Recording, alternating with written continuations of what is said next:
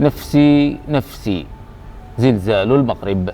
بينما كان البعض منا يتأهب للذهاب إلى مخدعه للنوم، وبينما كان الآخر يطرق باب منزله ليلتقي بأطفاله بعد يوم شاق، في حين فضل آخرون اللهو في مكان ما، بينما كانت هناك أرواح تختلي بالله عز وجل ترجوه رغبا ورهبا أن يحقق آمالها وأمنياتها، وبينما هناك من استلقى على ظهره وعينيه على السقف يحدث نفسه عن أخطائه وزلاته وكيف السبيل للخروج من وضع ما.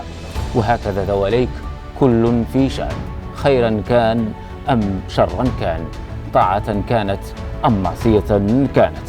وفجأة اهتزت الأرض اهتزازا من تحت الأقدام، وقبل أن يستوعب الأمر جاءت رجة أخرى مجيبة على كل سؤال حائر.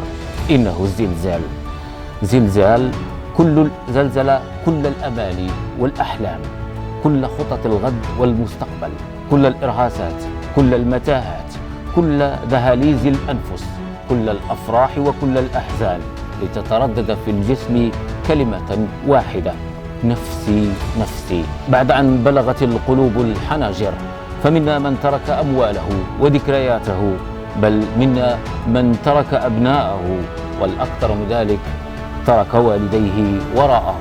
النفس أولا، حياته أولا، والباقي يعوض. لا شيء يأتي بدلا للعمر مهما كانت قيمته ومهما تجلت عظمته. فحبذا لو استثمرت في نفسك التي تبقى الوحيدة التي يمكنك حملها معك أينما رحلت وارتحلت، لأن العمر عملة نادرة، فلا داعي لإنفاقه بإسراف فيما لا ينفعك، فيأتي يوم تندم على ما قدمت فيه وأقدمت عليه بعد أن أصبح بصرك اليوم حديد. ما الذي تنوي القيام به؟ ما الذي حددت نفسك به وأنت في حالة هلع وجزع؟ وما النذر الذي نذرته إن نجاك الله من الموت؟ هل هو أن تصلي، أم أن تصل رحمك، أم أن ترضي والديك أحياء كانوا أم أموات، أم تزكي، أم تعيد الحقوق لأصحابها، أم ماذا؟ فكل ما ذكرناه وما لم نذكره أضحى هدفا لك. فالموت لا يستشيرك، والأجل لا يشترى ولا يباع.